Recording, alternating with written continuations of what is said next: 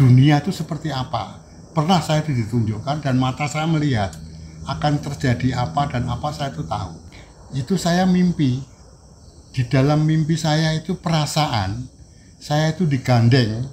Saya itu tanya sama yang gandeng saya itu, loh bapak itu siapa? Bapak itu siapa kok gandeng saya? Nah, lalu beliau mengucap, saya Rasulullah. Habis itu lama-lama menghilang, terus datang lagi bulan kembar. Sini bulan datang. Habis datang ke ini, masuk ke dalam batuk saya ini. Banyak yang saya alami tadi, hari ini aja saya banyak yang saya alami tadi. Saya bisa, oh di situ ada, di situ ada, di sini ada. Saya udah ditemuin lah. Saya itu kepengen tahu saya itu sebetulnya siapa, gitu Pak.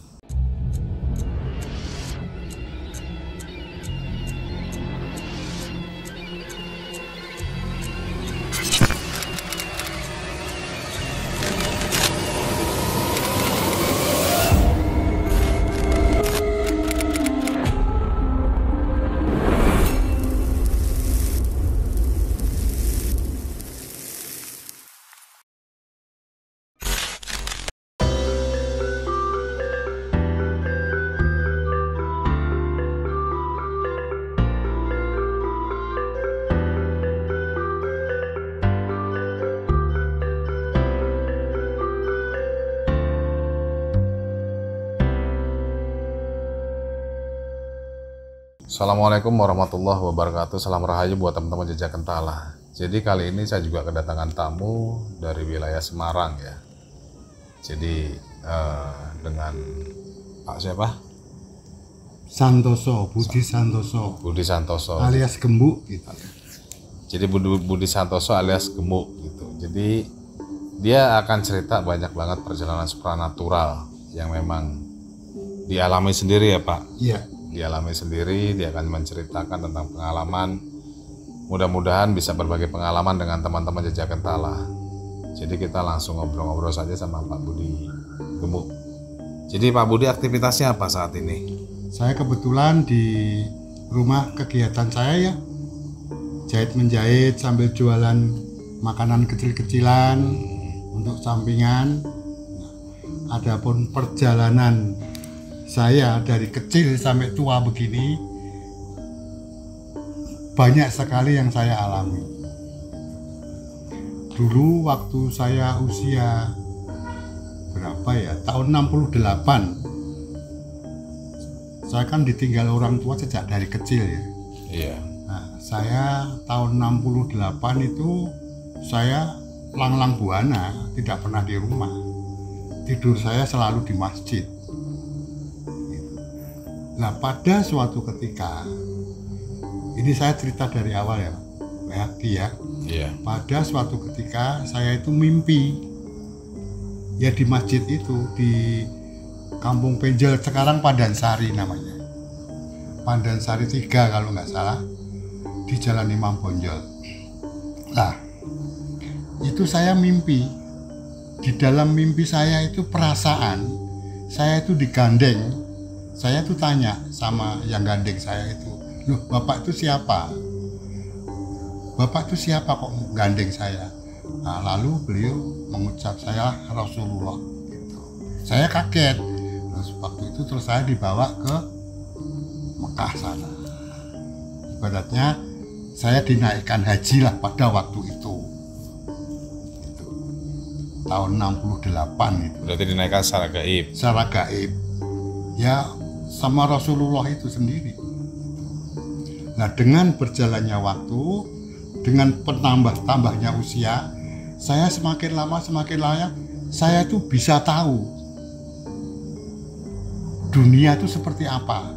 Pernah saya ditunjukkan dan mata saya melihat akan terjadi apa dan apa saya tuh tahu. Cuman saya nggak mau, diem, saya takut sendiri, dikira saya seperti apa, dikira saya orang gila kan gitu. Saya takut. Tapi terus akhirnya lambat laun saya berpikir, ini ada apa? Sampai tetangga saya mau tahu.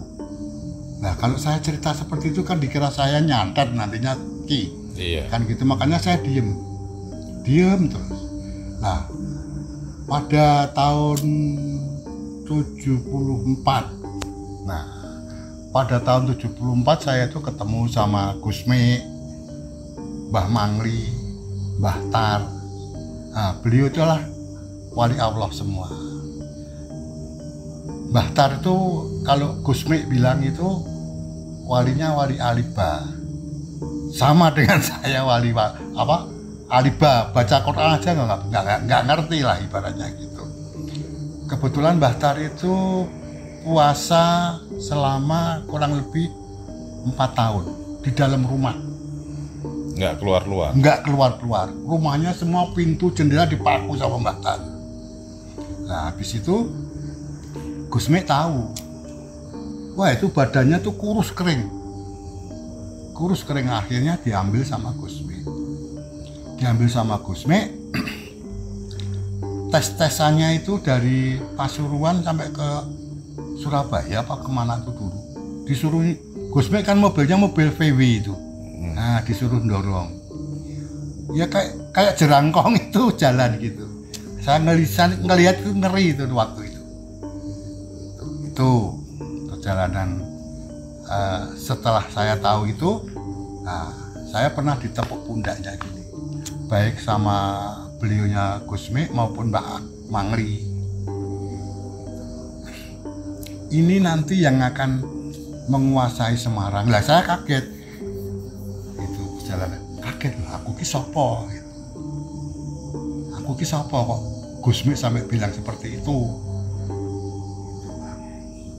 Terus dengan berjalannya waktu saya masih bingung terus. Saya masih bingung terus terang aja.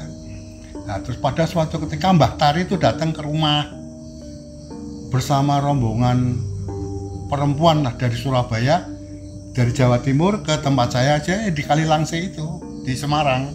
Iya. Ya, kaget saya malam-malam jam 2 kalau nggak salah itu dibangunin. Assalamualaikum.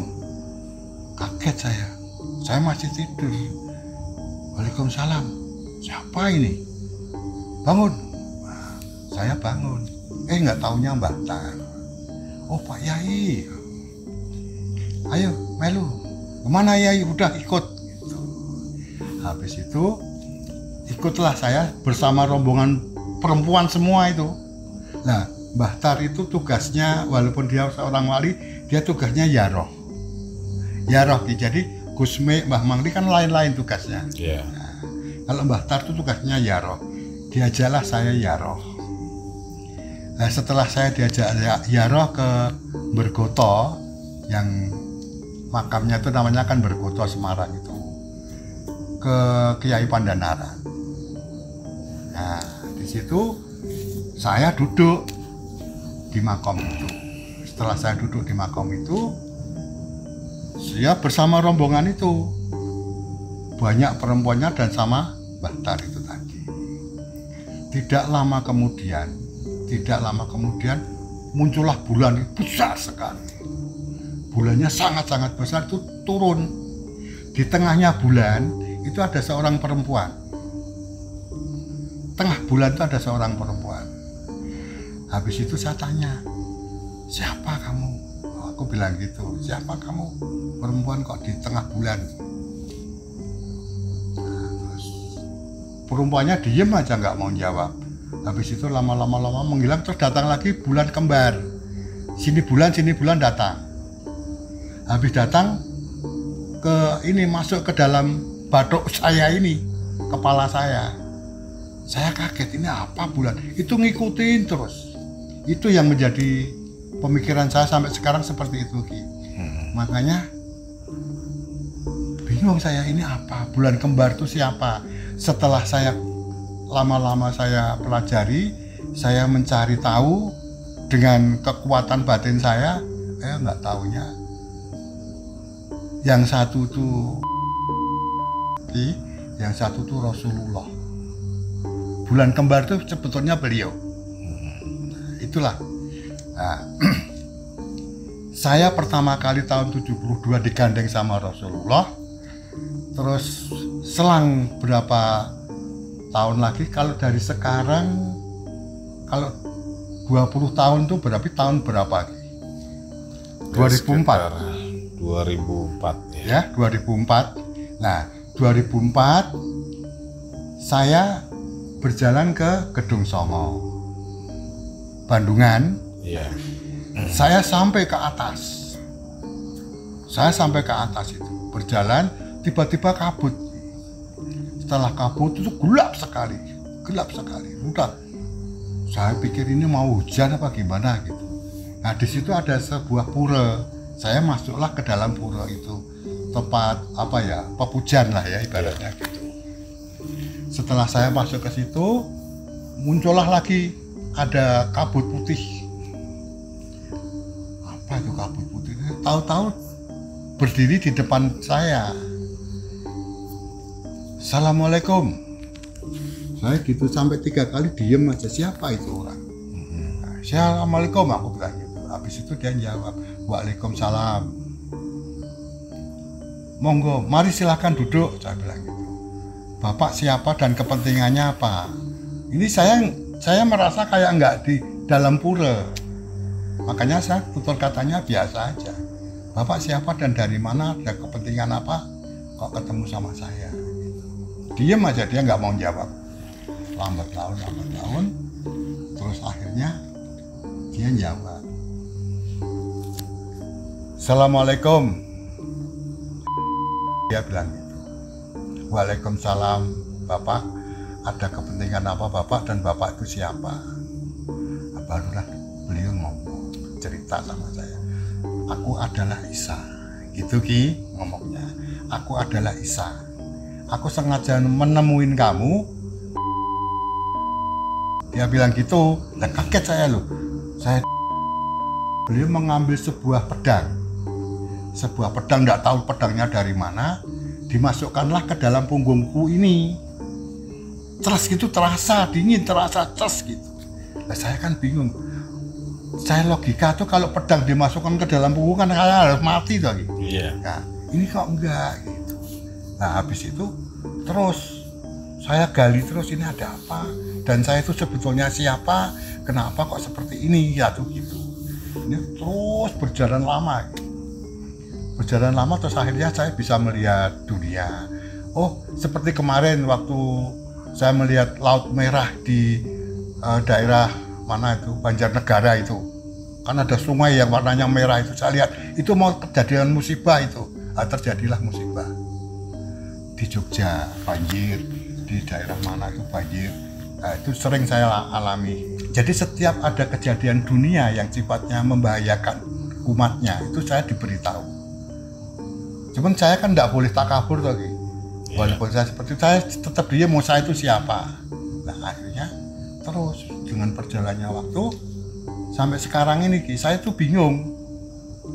Saya harus mencari orang, dan orang itu yang bisa mumpuni gitu loh Ki. Kalau hanya ini ternyata orangnya nggak bisa Ki. Dulu saya pernah ketemu sama Kiai Busro, ya Magelang. Kiai Busro juga ngomong sama saya. Gitu. Dia muridnya Mbah Mangli. Dia kalau panggil saya Kang, kowe iki janjane kudune ngene Kang, dia bilang gitu. Nah, ngene piye to? Wong aku ki ora iso ngaji kok aku ora. Kowe kudune ngene Kang, wong kowe iki ana titisane, dia bilang gitu. Lah titisane sapa ya? Titisane saya kan orangnya dugal ya, ngomongnya anggen jelmong wae gitu. Ya titisane bapakku ibuku to aku. Ora Kang. Tenan, kowe iki kan saka Pajang to Kang. Pajang itu mana? Pajang itu Kartosuro. Kalau ibuku dulu lahirnya di dalam di dalam keraton Kartosuro lama. Itu ibu bapakku dari Jogja. Lah kuwi Kang. Itu Kiai Busro ngomongnya gitu. Termasuk Mbah Mangli juga seperti itu. Iki cah Pajang. Iki anak turunan wong Pajang gitu. Oh, ya itu saya baru maksud. Berarti nenek moyang saya, mbah buyutku berarti orang-orang Pajang kan gitu toh Ki? Iya. Nah, cuman saya kan sampai sekarang tidak tahu, gitu loh. Tidak tahu karena memang saya bodoh, saya tidak pernah belajar ini itu. Cuma saya tuh bingung, piye gini. Nah, seperti tadi toh Ki, saya itu di jalan, aku kan ngomong ada yang nemuin, sudah dekat, itu saya sudah dikasih tahu gitu. Padahal saya kan nggak ngerti. Ada yang nemuin, sudah deket, ngomong. Nah, terus lambat laun Ki, tahun dari sekarang ya kurang lebih 10 tahun lah ya. Nah, ini saya cerita yang pendek ya Ki. Kalau 10 tahun saya anggap masih pendek. Ingatan saya masih ingat. Saya dulu kan tidak pernah masuk rumah Ki. Iya. Wong saya orang miskin. Tidurnya pun di bawah pohon pisang. Betul Ki. Ada pohon kersen, ada pohon pisang, saya tidur di bawah pohon pisang. Sing penting bojoku iso ngiyup. Udah itu tak. Waktu itu istri saya belum meninggal, istri yang pertama ya Ki. Iya. Kalau ini kan istri yang kedua. Istri saya yang pertama itu masih dalam kondisi sakit Ki. Sudah nggak kerja, ngurusin anak, ngurusin istri, kan repot saya. Akhirnya saya tidurnya ya seadanya. Yang penting istri saya itu bisa ngiyup. Walaupun saya seperti apa, saya tidurnya di bawah pohon pisang. Nah, saya lama tidur di situ. Tidak lama kemudian datanglah seorang perempuan. Cantik orangnya, cantik. Saya dibawain emas. Itu hampir satu meja itu loh, ditutupin sama taplak gitu. Wujud atau mimpi? Wujud. Wujud. Datanglah seorang perempuan cantik. Kalau di tempat saya di logika, itu tidak mungkin mobil atau becak itu jalan ke tempat saya. Tempatnya seperti itu, jurang gini. Tidak mungkin. Siapa yang punya becak? Nggak ada di tempat saya becak. Tahun berapa itu Pak? Kalau ya 12 sampai 10 tahun yang lalu lah. Gitu. Istri saya belum meninggal. Gitu. Datanglah seorang perempuan cantik gitu. Dia datang, Assalamualaikum. Waalaikumsalam. Itu saya masih tidur di bawah pohon kersen, cuma tak kasih bambu gitu aja. Waalaikumsalam. Monggo Bu, mau nyari siapa? Nyari tempatnya Pak Gembuk. Pak Gembuk yang mana ya? Saya gitu. Yang orangnya gitu. Oh ya saya Bu, aku bilang gitu. Habis itu ada apa? Ini ada titipan barang seperti ini. Tak buka itu emas. Demi Allah emas itu. Di satu meja itu. Bu, lah ini untuk apa? Ini untuk Bapak. Lah terus yang ngasih siapa? Pokoknya ini untuk Bapak. Bu, nyuwun sewu. Saya enggak mau kalau enggak jelas. Aku bilang, tak pulangin. Aku mintanya bukan ini Bu, mintanya tuh istri saya sembuh dari penyakitnya karena dia stroke. Saya sudah lelah Bu, sekian puluh tahun saya merawat istri saya, ya mandikan, ya nyebokin, ya dulang sebagainya, saya sudah lelah. Pak, ini untuk jerih payah sampai enggak Bu, aku enggak mau. Nah, habis itu dikasihlah daun sirih gitu. Daun sirih itu bisa keluar dari cubin gitu. Aku duduk gini kan di tempat istri saya, kan tak kasih tempat berteduh yang nyaman supaya jangan kehujanan. Kebetulan ada ubinnya gitu. Daun sirih itu keluar dari ubin gitu. Tak ambil. Mungkin ini obat, saya bilang gitu. Ya memang betul itu obat. Bu, minum ini ya. Apa toh Pak? Ini obat. Tak rebus gitu toh. Tak minumin tuh sembuh Ki. Istri saya bisa sembuh, bisa jalan, bisa ini, bisa itu. Tidak lama kemudian, kurang lebih ya, setelah saya ngobatin dengan daun sirih itu 3 tahun deh, istri saya meninggal.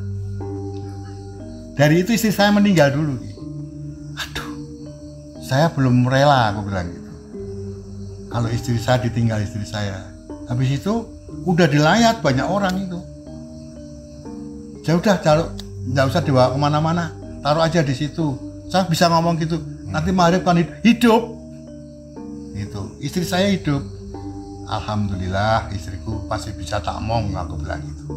Karena saya belum puas. Tapi masih sakit lagi. Masih. Habis itu sembuh toh Ki.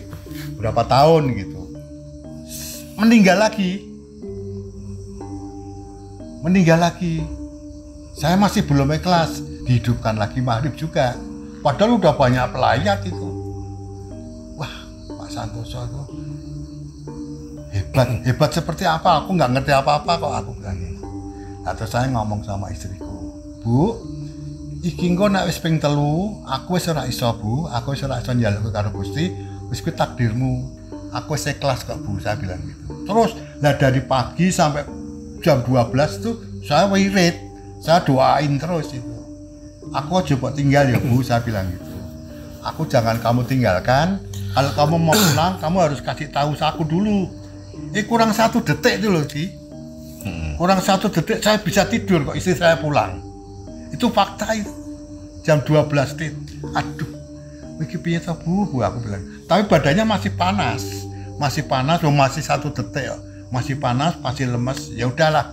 Kalau udah seperti itu, udah tak rumati, udah baru saya woro-woro ke tetangga. Saya minta tolong, terus tak suruh ngajiin. Ngajiin, malam itu juga tak suruh ngaji. Nah, padahal saya nggak ngerti apa-apa ya. Petunjuknya begitu, itu perjalanan hidup saya kalau mengenai istri saya. Jadi perjalanan saya itu panjang, kalau diceritakan tuh wah nggak selesai gitu. Karena saya anak yatim, saya ditinggal bapak ibu tuh dari umur berapa ya, 10 tahun kalau nggak salah.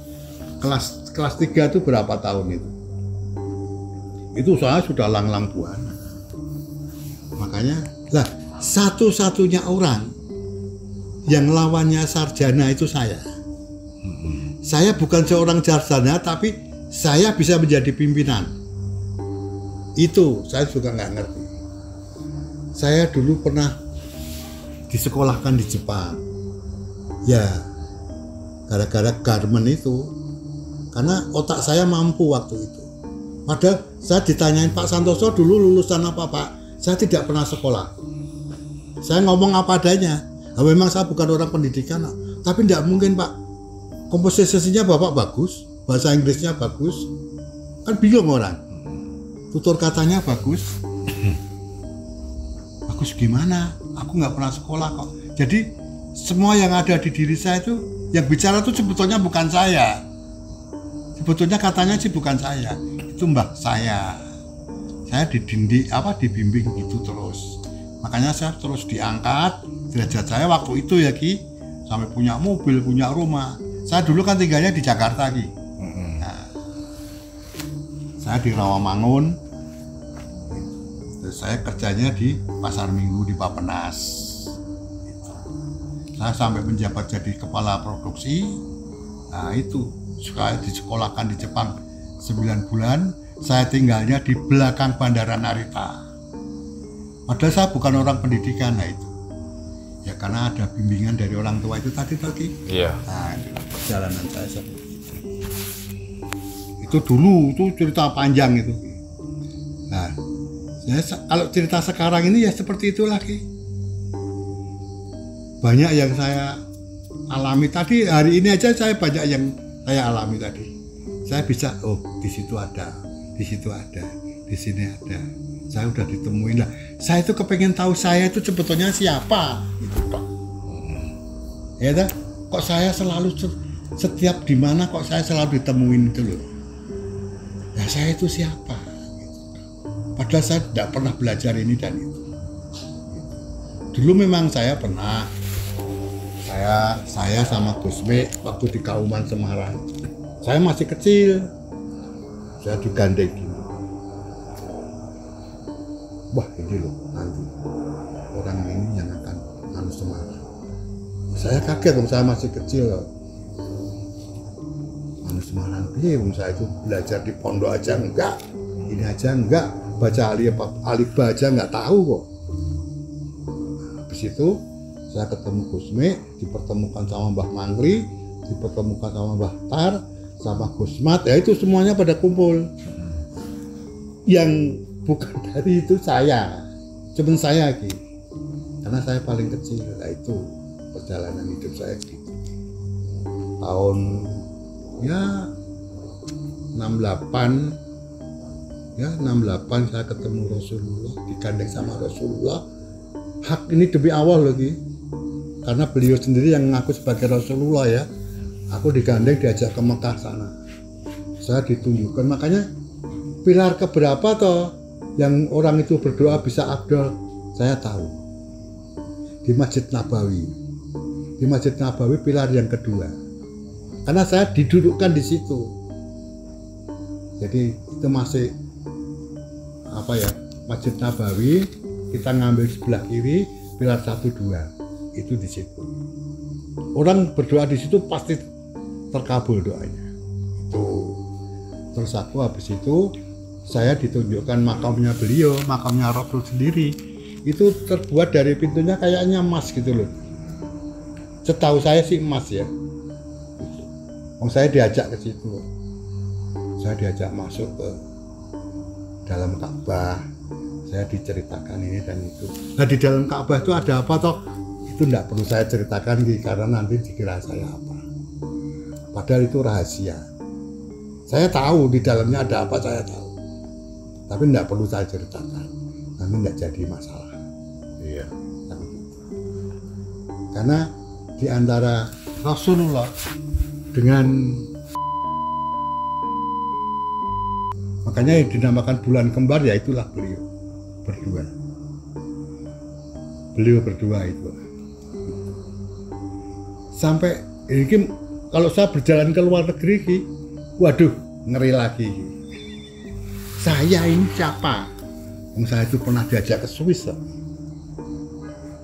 saya itu pernah digandeng ke Swiss, saya pernah dikenalkan sama Bapak Proklamator. Itu siapa? Saya ada anaknya Proklamator yang mengaku saya sebagai kakaknya ada. Saya kan bingung. Itu kakak saya itu. Bapak kita, Bapak Soekarno kan punya istri orang Belanda. Orang Belanda itu kalau mengaku sama saya itu adalah kakaknya. Namanya Carolina. Sampai sekarang masih sering telepon-teleponan.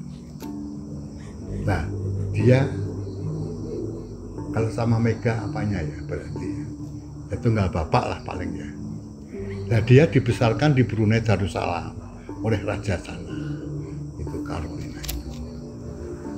Jadi kalau saya cerita, lah sekarang kalau sudah cerita seperti ini Ki, saya itu sebetulnya kan kepasrahan Bando Pondo ya Ki.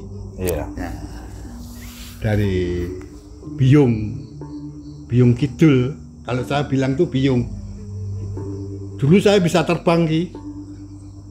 Saya mau kemana toh? Saya itu orangnya kan dugal, bisa terbang kemana-mana. Saya diberi alat, karena saya disuruh ngontrol benda-benda itu tadi. Tapi ketemu dengan Ratu Kidul pernah? Pernah ke rumah, dulu sering. Setiap saya mengeluh gitu, ibu datang. Biung, kalau saya bilang Biung, bukan ibu Biung. Gitu. Biung. Nah, istri saya yang sekarang ini Ki, pernah ngalami sendiri. Aku kan nggak punya duit Ki. Waktu aku kawin sama dia itu kan nggak punya duit. Memang betul-betul nggak punya duit. Aku ngomong sama Biung, Yung, aku tuh nggak punya duit Yung, aku nggak bisa beli beras. Uangnya itu baru celing gitu keluar itu dari di atas kasur gitu. Mah aku bilang gitu, apa? Itu duit juga dikasih Biung, itu fakta itu Ki, fakta. Jadi teman kan aku hal-hal seperti itu kan saya tidak mau memanfaatkan Biung. Saya harus budidaya dewi. Aku nggak mau orang tua tak peralat gitu, aku nggak mau. Apalagi itu ibu kan gitu toh. Iya. Nggak mau. Walaupun saya minta diberi itu saya nggak mau. Nah terus termasuk saya ditaruh di Gajah Mungkur, Semarang. Itu kan di situ ada benda, ada barang yang pernah ditunjukkan ke saya.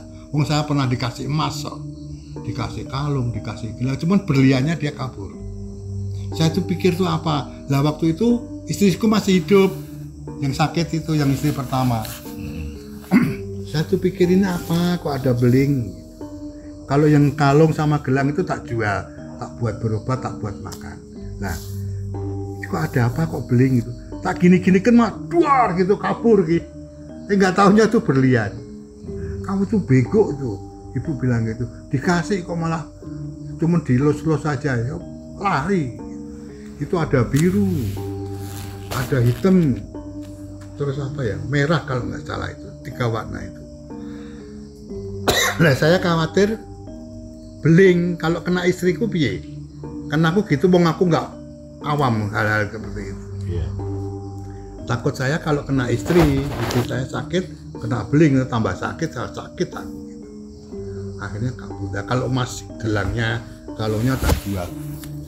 Dulu waktu mau lebaran, aku minta sama ibu, aku minta uang, aku nggak punya uang, aku mau beli apa, baju anak-anak buat lebaran, aku dikasih itu. Waktu itu tak jual laku 14 juta itu, ya kan cukup itu untuk lebaran, buat anak, baju buat makan gitu. Ini fakta loh, guys, aku cerita. Oke guys, jadi nanti kita lanjut ya part 2-nya. Part 2-nya dengan Pak Budi Gemuk. Jadi mudah-mudahan ini banyak banget manfaatnya, banyak banget mudorotnya menurut saya. Jadi tetap ambil yang baik, yang positif, yang jeleknya buang. Gitu. Oke guys, nanti lanjut part 2. Assalamualaikum warahmatullahi wabarakatuh.